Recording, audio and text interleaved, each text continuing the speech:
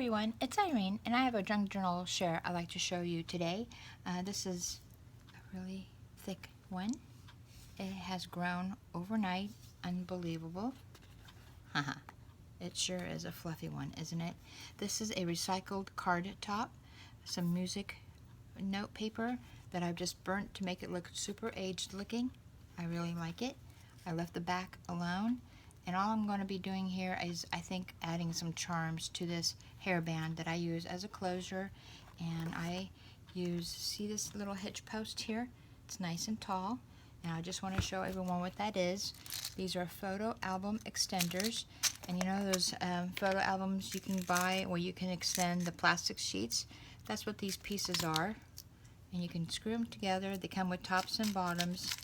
And I make... let me see, I'll show you. See, they come with tops and bottoms, and I just connect the height that I need to make these little closures. So if you can't find your Tim Holtz hitch posts, I use the photo extenders, and they work just fine. I added a little pearl here just to close off the top. Really, really pretty. Let's go in. I used scraps from a quilt I finished. Really pretty fabric. I used some feathers, which I had all over the craft room. If my mom was sitting here, she would be having a great time chasing them around the room because they were definitely flying everywhere. Note to self, don't have the fan on when working with these feathers. I have 15 signatures here, and all of them are fabric covered, sewn. I have a library pocket I got here, and I just stamped "Make each day a story worth telling." The story begins. Here are the feathers, and these little die cuts of the birdies I have purchased on AliExpress. And so it's quite simple in the sense that left a lot of room for journaling and photo keeping. Papers have been coffee dyed. I've also inserted papers for writing of different sorts. Really pretty. Now have been sewn in. And the photo album goes, the journal is the same throughout. Pretty simple, so the person who gets this can do their own decorating.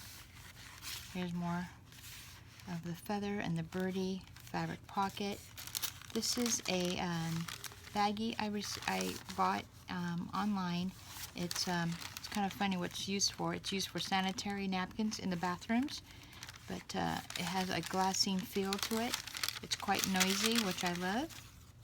Here's a fabric-backed guest check. And what I did was I used that little torn piece and I sewed it into a pocket.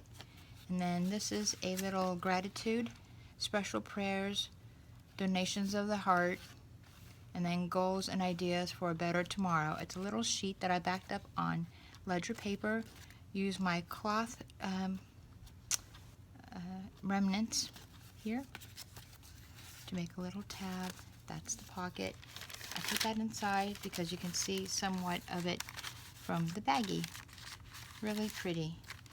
Like I said, this is all coffee dye paper. I used a flavored coffee, I think. It smells like cinnamon. Fabric pocket. Another card, backed with all fabric. Another one of these baggies. And this is just a little don't forget note. Use some scrap fabric there, some bling. Backed it up on scrap paper. Oh, I definitely need 2 hands to do this books. Let me see if I can get my little helper here. Okay, that's better. So I've coordinated my notepads here. I have a stash of them that I pull out to go with my books. And as I flip through this, I just want to say that my heart and prayers go out to all the Floridians experiencing Irma right now, and all the Houston family and friends that we have out there, hoping that things get back to normal soon. I know it's going to take several years now for the recovery to happen, but my goodness, Mother Nature sure is upset, isn't she? sending her wrath here on Earth. I hope we can pass the test and just plug away through it. California is on fire.